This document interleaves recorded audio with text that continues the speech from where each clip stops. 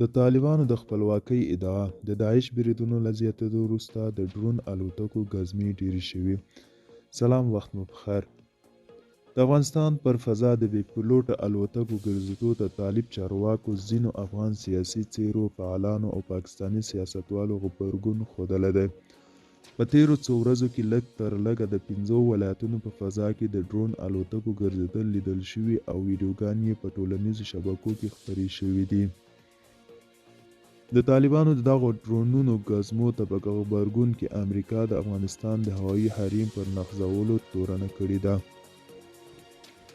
دغه راز د افغانستان د ملي امنیت پخوانی رئیس بیا ویلي چې امریکا پاکستان ته د پور ورکولو په برخه کې خپل دریځ تعدیل کړی او په خبره یې دغه هیواد په بدل کې په بلوچستان کې د شمسي پوځي اډې پر جوړولو هوکړه کړې ده.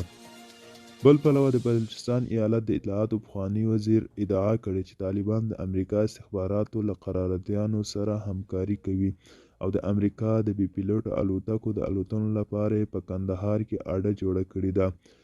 ورته مهال ځینې سیاسي فعالان او د هیواد یو شمېر اوسیدونکي بیا د افغانستان په فضا کې د بې پیلوټه الوتکو ګزمې د امریکا څارګرې الوتنې بللې دي او په خبره یې دې چارې د طالبانو له سترګو خوب تښتولی دی. دوستانو، دا و د نن ورځې چمتو کلی خبر. تر بیا هم په الله سپارم.